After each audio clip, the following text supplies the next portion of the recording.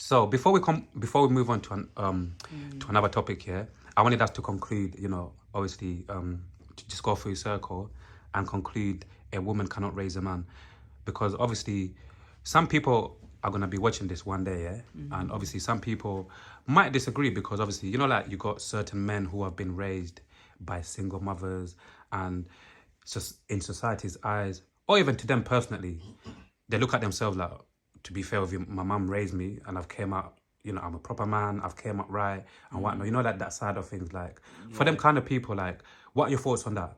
Like, I get that. I get that. And I get that as being a single mother myself at that point, that, in my eyes, I did actually think, I can do this. I can raise my male child. It's no problem. But then, like he said to me, as much as you're trying, you're limited. You have a different body from us. You function differently from us.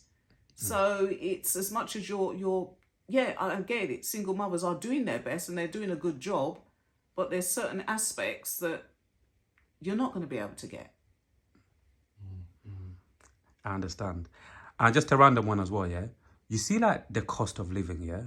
Like, is the cost of living, like, would you say it's just one of them ones where it's like, does it really exist, or it just exists if you're not really making enough money, or if you got a job that's not really giving you enough income?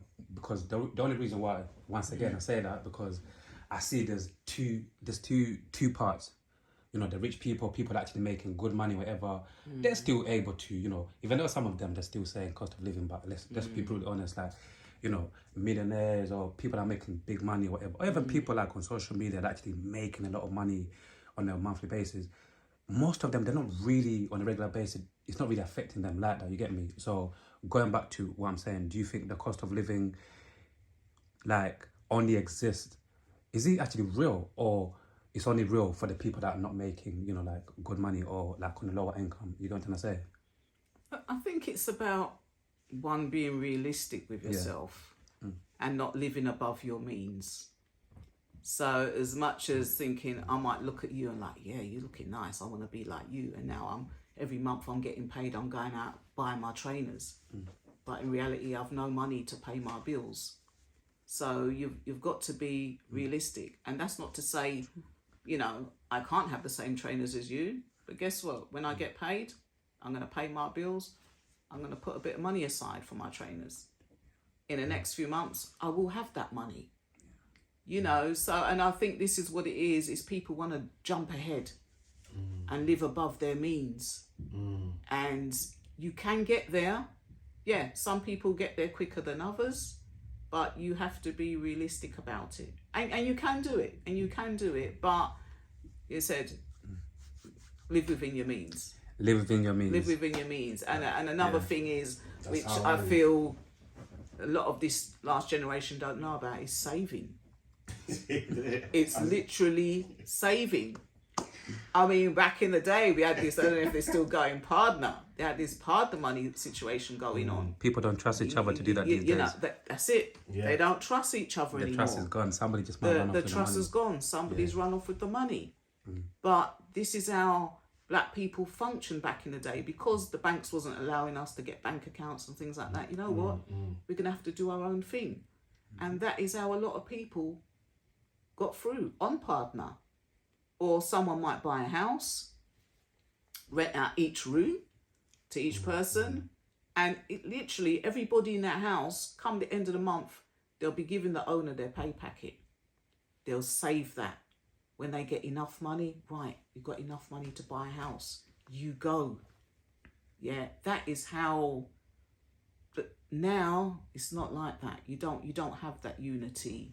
No. You don't have, okay, we're going to get there. We might get there in 5 years' time, but we get there because we want it now. People say, oh, I want a big house. Okay, get a mortgage. Oh, right, the bank's offering you a mortgage. You've got a mortgage. Like, wait a minute, I ain't got no money at the end of the month. Where's all my money gone? They never thought it through. They never thought it through. But it's nice because you're given this money. And you think, wow, the bank says, yeah, you can have 3-4 times your salary, and you think that's good. Got my big house that I've always wanted. Then you're in problems. Then you're in trouble. Yeah, they don't think on the other hand. way on the set, I've actually got to pay this. Yeah, I've actually got to pay it. I've got to pay this back each month, and I've got to make sure I've got a job to pay this back each month. You know, so, and I think this is another thing which I think that they need to teach in schools. This is it. About life skills. Life skills, yeah, 100%. You know, spending money, talking about VAT, taxes, Life savings and life savers, and I think that's what needs to happen. And ISAs and all of those. Yeah. Go back to about saving. These lot don't know nothing about saving. They don't think about building society and all those kind of things. It's like, why? We get the money, we spend it. And that's another thing. They're not looking to the future. They're just looking for the here and now. The quick They're not seeing themselves. When you say, okay, what happens when you're 60? Like, 60? Am I even going to reach 60? Yeah, immortal. They think they're immortal. So they're not even... A lot of them, sorry to even cut you, a lot of them, do you remember like a good few years ago, I don't know how long ago, this when Drake, the American music artist said, YOLO, you only live once. And certain people just took that as literal, like, you know what, you only live once, let me just... That's it. But realistically, some people from our community, the black community, we forget that, like I said, we forget about maybe leaving legacy, our kids, and just leaving, like, basically, like, rather than just blowing everything, we forget about, like legacy. Or that's what even, like, I wanted to speak to you quickly about, like, when you were speaking about partner and people, putting somebody getting a house and putting people in these rooms. The first community that came into my head straight away is the Asian community.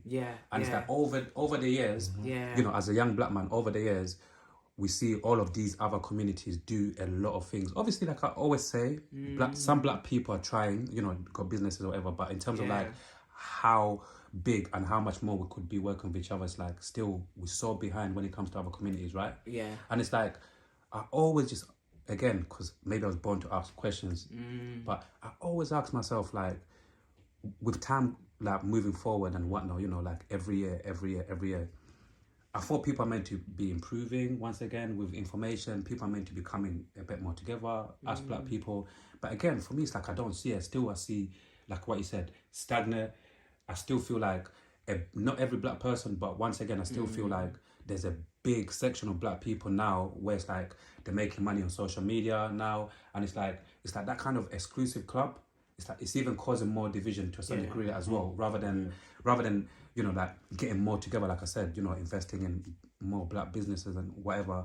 But I feel like we're even getting a bit further away from each other now. Once again, people just want to basically flashy. That us black people, we love to flash. We love to. I'm the man. I'm the girl. Whatever. It's that quick fix. And it's like, it's like going back to that word, being materialistic. And I'm like. Now, cool, people are reaping the rewards, people are working hard on social media, making money. But again, I'm like, I get to a point when I'm like, okay, cool, I'm bored of this now. Cool, you're not making money, cool, like all of these things. And I'm not pocket watching, whatever, I'm just seeing overall as a picture in terms of like, how many more flashy black people do we need? How many more flashy celebrities, black people making big money we need, rather than, rather than having like real, genuine black people with money, really, really like, making a change, like in terms of like what we're saying, like the Asian communities and all of the Turkish communities. And I'm just thinking, why are we so materialistic? Cool, it's good to be materialistic, but come on. And obviously some people say I do work for charities and whatnot, but I feel like that's the norm. I feel like what some people and I feel like what a bunch of people, what they're doing is they're only touching the surface. Because I feel like realistically, a lot of these people that are coming into big money and with connects they've got and whatever, I feel like if these people like really, really, really wanted to, like communicate, be in touch with, their own people, I feel like we'll be in a much better place. But it's like, how many more times am I gonna wake up again? I'm not hating or pocket watching. Just like, it's just for the betterment for our people. It's like, why are we so just flashy? Why we always just got this industry in music and entertainment where it's like, oh, I've got this, I've got that. It's like, cool, you get attention, but overall as a bigger picture of black people, what the fuck are we doing? I know, it's sad. You know what I mean? It's sad, and we are drifting further apart. And this is another thing why I started with the Teddies. It's a platform, anybody can do anything. If you're an artist, you can do something with the Teddies. If you're in beauty, you could do so. It's a platform for any and anybody. And this is the thing I'm trying to say is there's enough of us to do good things, to pull together, but is literally so fixated on getting to the top. I want to get to the top. I want to show that I'm somebody. I want to show that, yes, I've made it. But then what? What about the people you've left behind? And it's wrong, and it's sad. We as a community, we should be like the Asian, the Greeks, and everything. Yeah, they all work together. Yeah. They all work together, and it's sad that we still not educating ourselves. To do that, yeah. Why is it we're not doing that? And it's bad that there's something that's stopping us from pulling together. And this is another word I'm trying to get to everybody. It's conditioning again. In condition, man. We need to, you've got something, I'll come and help you. This is it, yeah. And we'll bring each other together. That's the thing that I'm just so angry about. There's so much of us, and yet still someone said, oh look, there's this guy who had he's got art gallery. Like, can you come down? Yeah, we'll come down. People need to see what you're doing. We need to show the world that there's a lot of talented people out there. Yeah. It doesn't always have to be about money. I'm not happy with us. I'm not happy with our own people, and we should be doing a lot more. We should doing a lot more. Bashi came back as a celebrity. Yeah, I was happy with right. that, yeah. We need to do this. We need to do. And I made a comment. So that's all very well, but what about the rest of the millionaires out there? It can't just be the same. It can't. With all good intentions, what about everybody else? This is what I'm saying. Unfortunately, they're not spreading the love. They're not like spreading the cash. I think I've got this theory, yeah? I think I've got this theory. I might be wrong, but I've got this theory of like, like a lot of people obviously start off with nothing, and obviously they work their way, like I keep on saying, either in movies, music, football, whatever. A lot of people who are millionaires now, I think they go through this journey that a lot of us are going through our own journey as well. And I feel like what happens to some, I'm not making excuses for these people. Yeah. I'm literally, I think what happens to some of these people is they go through this journey of like, ups and downs, like trials and tribulations before they get the break, right? And I feel like what happens to them through that journey, some of them maybe get a little bit bitter, meaning along the journey, maybe some people give up on them, things happen along the way. And I think what happens when these people reach that destination of like becoming millionaires and successful, by the time they look back, they remember all of the bullshit. So again, not making excuses. And I think some of them look back and say, you know what, fuck you, like when I was going through this, or when I was in nothing, or when I was this and that, you didn't believe in me, or this happened there. You can understand? I feel like a lot of them, once they get there, a lot of people say, especially those that make it to the top, their theory is, well, I had to go through this. I hear that so many times. So you have to go through it too. Yeah. I went through a stressful time to get where I am today. So that's what you need to do.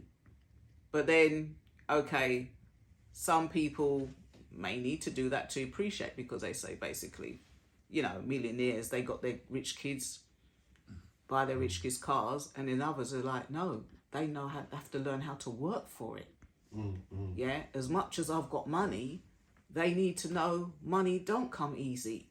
Yeah. So I think it's on an individual basis, or some millionaires, they give their kids everything. The kids don't know the value of money.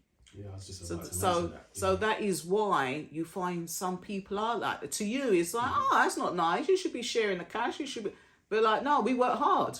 Yeah. We work hard for this. If I just give you 100 grand, you're not going to appreciate it. You're just going to spend it. Yeah. Because it came easy. And this is another thing they say, if things come easy to people, they don't appreciate what they've got.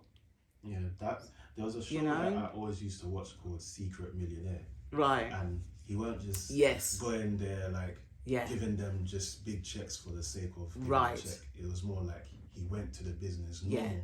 Yeah. and seeing how they function and Yes. who's the main key corporate Right. that is Yeah. dealing with everything, and then Yeah. at the end he'll give them a check to that main person. That's right. And it Yeah. affects everybody else. Yeah, And that's the way I feel that things should be done. Yeah, I think that is fair. Being fair, like you're a hard worker, you just need a break. Yeah. Bingo. You know, you just need a break. You've been through a bad experience. You just need someone to help you. And I think that's the way life should be looked at. You know, and you could help a lot more people. More people doing it that way. Yeah. That was a big. It was on Channel 5 or something, innit? And then they revealed themselves afterwards, innit? Yeah. Or maybe it's like I'm thinking about a different one where I think he was like the owner. They used to be like the owner of the company, and they used to go undercover. Yeah. That's right. Yeah, that's right. And they used to go undercover like as if they're just working there or they're there for like to record something, and then at the end, they reveal themselves, and then like you said, certain people who used to really like sacrifice themselves for the company or whatever. At the end, like, people used to cry, and they used to give them holidays for their families. Yeah, it used to be like a proper good show. Yeah, no, that was good. Yeah. That was good. Yeah. I love But that. even the word like again, whenever this like topic, you know, whenever we speak about this topic, a lot of people have their own takes, and I think it will continue. Like I want to just word this even like in a unique way, like the N word, right?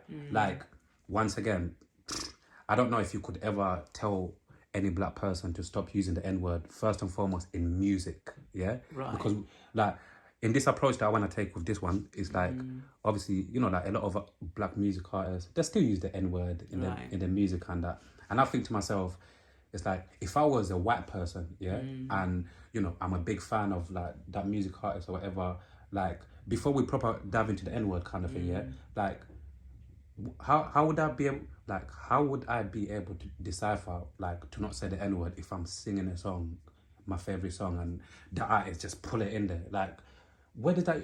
Yeah, what? So you can look at it because I've heard it from all different part of the spectrum. I normally listen to Capital Extra when I'm in my car. Last week, I got in my car. The fling just switched to LBC. Now, what's this? What's that this? is a big switch. But, yeah, it's a big switch. What's this? I didn't even expect that. But anyway, I was like, anyway, okay. For some reason, I'm meant to listen to whatever conversation's going on. Yeah. And same thing. The topic was about this N-word. Yeah. And this guy was saying that his daughter, white guy, his daughter got told off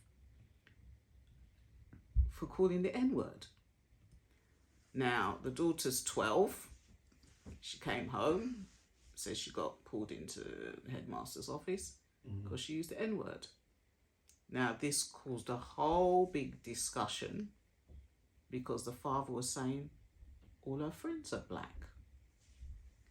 And the girl responded because all the friends were talking about music and things like that, and like, yo, my nigga. And then the white girl said, yo, my nigga, and they looked at her like, what are you saying? And the black girls went to the headmaster's office and said this white girl called us a nigger. And that caused us such uproar because this girl was saying, but yeah, you're my friends. You said it, and I said it too. And they were like, yeah, but you're white. And this poor girl couldn't understand. She couldn't understand, but yeah, you're my friends, you're black and you're using the word N, you're using the N word, and I'm white, you're my friends, I can use it too.